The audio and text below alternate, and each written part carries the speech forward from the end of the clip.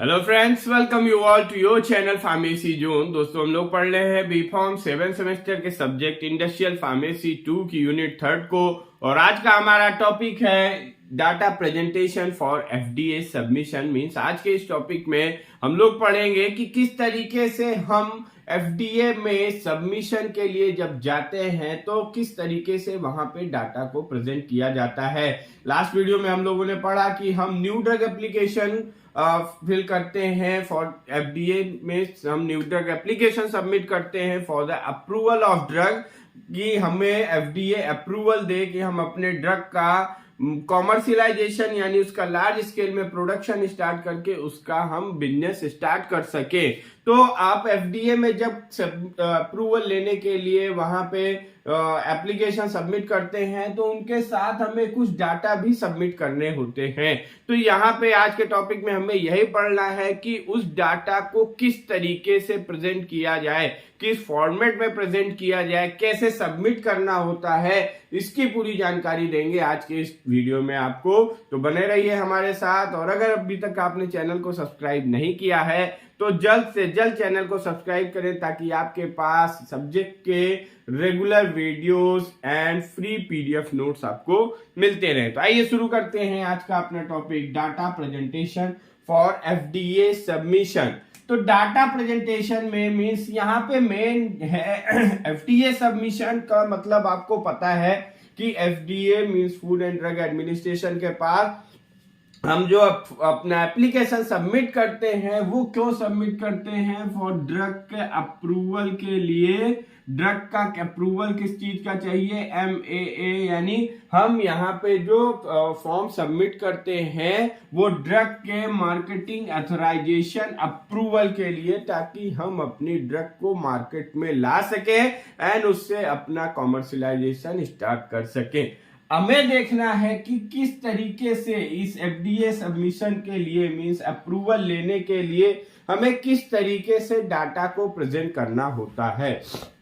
Simple term है, यहाँ पे हमें जो डाटा देने होते हैं मींस हमें ओवरऑल जो स्टडीज है, हमारी जो क्लिनिकल डाटा है, नॉन क्लिनिकल डाटा है, सभी इंफॉर्मेशन देनी होती है। बट यहाँ पे हमें स्टैंडर्ड वे में सबमिट करना होता है, स्टैंडर्ड वे में। अब ये स्टैंडर्ड वे क्या है ये आपको बताएंगे, बट पहले हम समझ लेते हैं कि कैसे सबमिट। तो एक स्टैंडर्ड वे में सबमिट करना होता है। स्टैंडर्ड वे में सबमिट करने से क्या होता है कि हमें आसानी होती है डाटा को समझने में, उससे आसानी होती है। यहाँ पे आसानी से एक्सचेंज या ईज इन एक्सचेंज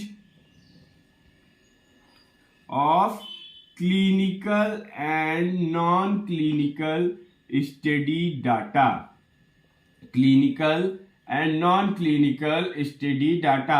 अगर डाटा को स्टैंडर्ड वे में जो भी स्टडी डाटा है, अगर उसको स्टैंडर्ड वे में सबमिट किया गया है स्टैंडर्ड वे में प्रेजेंट किया गया है, देन आसानी से उसमें जो भी डाटा है मींस जो आप कहना चाह रहे हैं, जो एफडीए को समझाना चाह रहे हैं और जो बताना चाह रहे हैं एफडीए को, उस इंफॉर्मेशन एक्सचेंज में आसानी होती है। जैसे कि आप कहीं इंटरव्यू के लिए जाते हैं तो हम किस तरीके से अपनी जो एजुकेशनल सर्टिफिकेट्स हैं, जो एजुकेशनल डाटाज हैं, इनको हम एडजस्ट करते हैं। सबसे पहले आप हायर स्टडीज, फिर आप उससे लोअर, जैसे आप अगर बी फॉर्म की दे रहे हैं देन सबसे पहले आप बी फॉर्म लगाएंगे, फिर इंटर, फिर हाई स्कूल, इस तरीके से हम अरेंज करते हैं। तो ये स्टैंडर्ड वे है डाटा को अरेंज करने का, ताकि हमें आसानी हो, आप जिसको दिखाना चाहते हैं उसको आसानी से वो उन डाटा को फाइंड आउट कर सके और जो भी इंफॉर्मेशन उसको चाहिए वो आसानी से वो इंफॉर्मेशन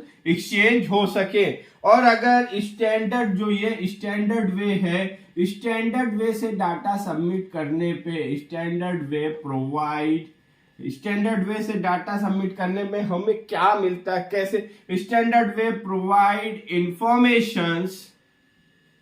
इंफॉर्मेशन। अब ये किस लीड के लिए क्या इंफॉर्मेशन देता है, information about organising study data अगर हमारे पास स्टैंडर्ड वे है, मीन्स स्टैंडर्ड फॉर्म हमें पता है, तो उससे हम किस तरीके से जो हमारे clinical and non clinical study data है इनको किस तरीके से ऑर्गेनाइज करना है, इसकी इंफॉर्मेशन भी हमें मिल जाती है। दूसरा, including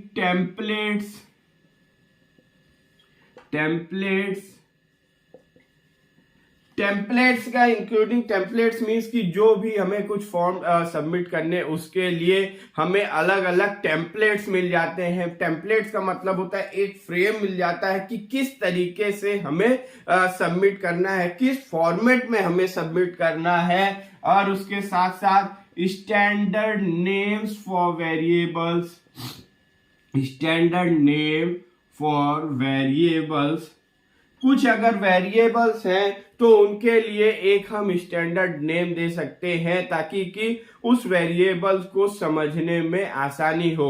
and specifications for terminologies, for control terminology, specification for या आइडेंटिफिकेशन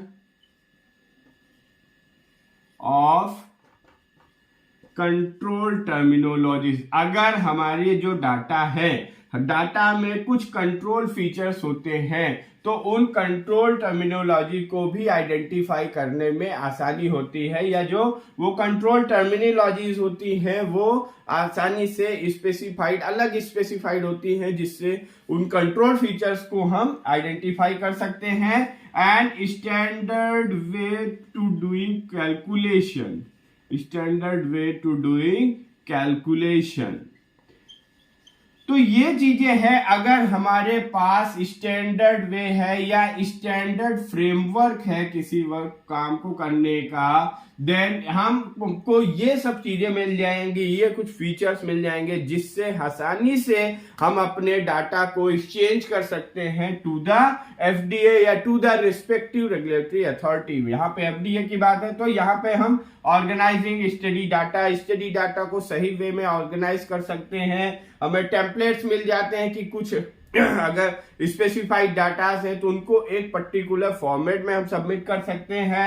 देन अगर वेरिएबल्स हैं तो वेरिएबल्स को एक स्टैंडर्ड नेम दे सकते हैं एंड कंट्रोल टर्मिनोलॉजीज को आइडेंटिफाई कर सकते हैं, और साथ ही साथ कैलकुलेशन को स्टैंडर्ड वे में कैसे किया जाए ये भी हमें यहाँ पे पता चल जाता है। और उसके बाद अब एफडीए मीन्स कि ये हो गया कि अब हमें डाटा को जो यहाँ पे प्रेजेंट किया जाता है, डाटा को जो प्रेजेंट करना चाहिए वो एक स्टैंडर्ड वे में करना चाहिए ताकि ईज इन एक्सचेंज मीन्स जो भी डाटा आपको एक्सचेंज करना है वो आसानी से एंड एक स्टैंडर्ड वे में एक्सचेंज हो सके। अब यहाँ पे जो डाटा को एक्सचेंज किया जाता है, जैसे एफडीए में इस डाटा को, एफडीए का काम क्या होता है कि ये जो ड्रग है मार्केट में या जो फूड्स है, जो भी चीजें एफडीए के अंदर आती हैं अंतर्गत, एफडीए उन प्रोडक्ट्स को safe and effective product market में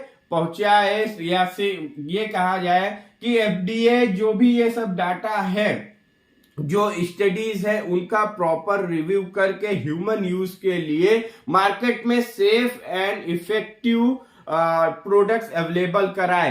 तो अब safe and effective product available कराना है एफडीए को, तो उसके लिए उसको प्रॉपर रिव्यू करना जरूरी है, और प्रॉपर रिव्यू तभी हो पाएगा जब एक स्टैंडर्ड वे में डाटा हमारे पास अवेलेबल होंगे।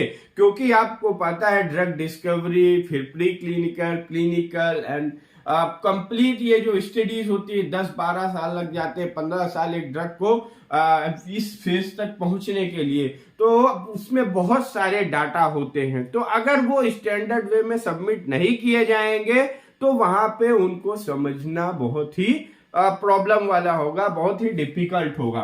तो एफडीए ने क्या किया, इस डाटा को सबमिट करने के लिए क्या की इन्होंने इलेक्ट्रॉनिक सबमिशन स्टार्ट किया। FDA started इलेक्ट्रॉनिक सबमिशन क्यों? क्योंकि जो भी हमारे डाटा है वो टाइमली सबमिट हो जाए, टाइमली सबमिशन हो जाए उनका, टाइमली सबमिशन एंड इफेक्टिवली उनका रिव्यू हो सके। इफेक्टिवली रिव्यू मीन्स ई सबमिशन स्टार्ट किया एफडीए ने for timely submission and effective review, या कि टाइम से अप्रूवल भी ड्रग का मिल जाए, और इसी के लिए इन्होंने क्या किया, इलेक्ट्रॉनिक सबमिशन इनेबल किया। अब इलेक्ट्रॉनिक सबमिशन के बारे में हम यहां देख लेते हैं कुछ उसके हिस्टोरिकल एस्पेक्ट्स कि कैसे इलेक्ट्रॉनिक सबमिशन स्टार्ट हुआ। तो जो इलेक्ट्रॉनिक सबमिशन स्टार्ट हुआ ये 1997 में सबसे पहले जो आया, ये 20 मार्च 1997 में, यानी 1997 में एफडीए ने electronic record, first time electronic record and electronic signature issue किया।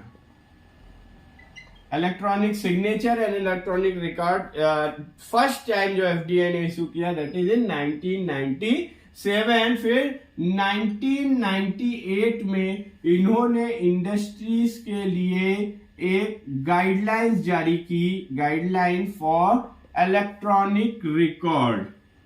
इलेक्ट्रॉनिक रिकॉर्ड के लिए से रिलेटेड इन्होंने एक जारी किया आपका क्या, गाइडलाइंस। फिर फर्दर 1999 में इन्होंने आईसीएच के साथ मिलके, इंडियन काउंसिल ऑफ हार्मोनाइजेशन के साथ मिलके CDER, FDA, CDER and CBER, CDER centre for drug evaluation and research, CBER centre for biologics evaluation and research, क्योंकि जो एफडीए सबमिशन देता है ड्रग प्रोडक्ट का, फूड प्रोडक्ट का, मेडिकल डिवाइसेस का एंड बायोलॉजिकल प्रोडक्ट्स का देता है, तो CDER एंड CBER ने एक इंडस्ट्रियल गाइडलाइन जारी की, industrial guideline for FDA submission. FDA submission के लिए इन्होंने एक गाइडलाइन जारी किया। तो इसके बाद मीन्स कि 1997 से एफडीए में जो डाटा प्रेजेंट करे जाते हैं वो डाटा किस तरीके के होते हैं, इलेक्ट्रॉनिकली सबमिट किए जाते हैं ताकि वो सही टाइम पे और इफेक्टिवली उनका रिव्यू किया जा सके। तो अब ये जो डाटा सबमिट किए जाते हैं, इस डाटा के लिए सीटीडी यानी सीटीडी आपका क्या है, कॉमन टेक्निकल डाटा, ये कमेटी है, एंड आईसीएच ने 5 मॉड्यूल सिस्टम जारी किया, 5 module system. CTD and ICH ने 5 मॉड्यूल सिस्टम जारी किया कि जो डाटा सबमिट होंगे एफडीए में, मींस जो डाटा प्रेजेंट किए जाएंगे फॉर एफडीए सबमिशन, वो इन 5 मॉड्यूल्स में ही सबमिट किए जाएंगे। ये 5 मॉड्यूल कौन कौन से हैं? मॉड्यूल 1 में आपको सबसे पहला, मॉड्यूल्स का मतलब है ये एक सेक्शंस इन्होंने डिवाइड किया कि ओवरऑल जो डाटा सबमिट होंगे फॉर एफडीए सबमिशन वो 5 सेक्शन में होंगे। तो मॉड्यूल 1 में आपका जो यहाँ पे जो इंफॉर्मेशन होगी वो regional administrative information, regional administrative information ये जो होगी ये आपकी होगी मॉड्यूल 1 में, मीन्स उस रीजन के एडमिनिस्ट्रेटिव इंफॉर्मेशन के बारे में। एंड मॉड्यूल 2 जो है आपका ये मेन सेक्शन है, ये 5 कैटेगरीज में डिवाइड किया गया। मॉड्यूल 1 में जो सबसे पहला आपका जो सेक्शन होगा, यहाँ पे आपको देना होगा quality overall review, means quality के बारे में ओवरऑल रिव्यू देना होगा, यानी कि आपको यहाँ क्वालिटी कंट्रोल, क्वालिटी एश्योरेंस, ये सब डाटा सबमिट करने होंगे। फिर दूसरा है आपका non clinical study overview, non clinical study overview भी आपको मॉड्यूल 2 में ही सबमिट करनी होगी। And then third is non clinical study summary, non clinical study summary. And fourth, इसी में फोर्थ जो है clinical overview, clinical study overview, overview and clinical study summary. तो ये जो मॉड्यूल 2 में आपको टोटल 5 सेक्शंस मिलेंगे। पहले सेक्शन में आपको क्वालिटी ओवरऑल रिव्यू देना है, यानी QA QC की कंप्लीट डिटेल देनी है कि आपने अपने प्रोडक्ट में क्वालिटी को मेंटेन रखा है या नहीं। फिर सेकंड, इसमें नॉन क्लिनिकल स्टडी का ओवरव्यू देना है एंड नॉन क्लिनिकल स्टडी के समरी देनी। ओवरव्यू एंड समरी में डिफरेंस ये है कि ओवरव्यू का मतलब है कि आपने कैसे किया, कितने वॉलंटियर्स लिए, कैसी क्या प्रोसीजर को यूज किया, एंड समरी में मतलब आपने जो प्रोसीजर यूज किए उसके बाद क्या रिजल्ट आए, यानी यहाँ पे हम कह सकते हैं फार्माकोलॉजिकल एंड टॉक्सिकोलॉजिकल की कंप्लीट जानकारी देनी होगी। फिर वही clinical study overview and clinical summary. Then next है आपका मॉड्यूल 3। मॉड्यूल 3 यहां पे आपको क्वालिटी इंफॉर्मेशन सबमिट करनी होगी। मीन क्वालिटी से रिलेटेड बाकी जो भी जानकारियां हैं वो आपको मॉड्यूल 3 में डिटेल्ड जानकारियां देनी होंगी। देन आपका है मॉड्यूल 4 एंड मॉड्यूल 5। मॉड्यूल 4 में आपको देना है non clinical study report and module 5 में आपको देना है क्लिनिकल स्टडी रिपोर्ट। तो आपको जो FDA में सबमिशन करना है डाटा का, जो FDA में डाटा प्रेजेंट करना है, वो 1997 के बाद FDA में जो डाटा सबमिट होता है वो कौन सा किस तरह इलेक्ट्रॉनिकली डाटा सबमिट होते हैं, और उस डाटा को इन 5 मॉड्यूल्स ICTD यानी common technical data and ICH international council for harmonisation, इन्होंने एक 5 मॉड्यूल सिस्टम डिजाइन किया कि इसी 5 मॉड्यूल सिस्टम में FDA सबमिशन के लिए डाटा प्रेजेंट किए जाएंगे। मॉड्यूल 1 में regulatory regional administrative information, module 2 5 section होंगे, quality overall review, non clinical study overview, non clinical study summary, clinical study overview and clinical study summary. And module 3 में quality information, module 4 में non clinical report and module 5 में clinical study reports आपको submit करने होंगे। और एक चीज और कि जो डाटा स्टैंडर्ड्स होते हैं, जो हम बात कर रहे थे डाटा स्टैंडर्ड्स की, ये डाटा स्टैंडर्ड्स हमारे कितने टाइप के होते हैं? डाटा स्टैंडर्ड्स 2 टाइप के होते हैं। डाटा स्टैंडर्ड्स 2 टाइप के होते हैं। पहला होता है exchange data standard, exchange data, and second one is terminology data, terminology. तो एक्सचेंज डाटा में यानी हम यहाँ पे जो कुछ इंफॉर्मेशन का एक्सचेंज करना चाहते हैं, जैसे यहाँ पे आप नॉन क्लिनिकल, क्लिनिकल स्टडी और क्वालिटी, इन सब के बारे में रखेंगे। एंड टर्मिनोलॉजी डाटा स्टैंडर्ड जो होते हैं, these are the data standard, they provide about the provide information about the concept. Means ये कॉन्सेप्ट को एक्सप्लेन करने के लिए ये स्टैंडर्ड्स का यूज किया जाता है, टर्मिनोलॉजी डाटा स्टैंडर्ड्स का। तो गाइस ये था आपका data presentation for FDA submission, कि किस तरीके से डाटा सब प्रेजेंट किया जाता है FDA में, क्या होते हैं data standard and what are the way to submit the data in FDA। तो आई होप कि आपको ये टॉपिक समझ में आया होगा। इस टॉपिक से रिलेटेड कोई भी क्वेरी हो तो आप कमेंट बॉक्स में ड्रॉप कर सकते हैं। इसके PDF नोट्स को आप डिस्क्रिप्शन बॉक्स में दिए गए लिंक से डाउनलोड कर सकते हैं। Thank you.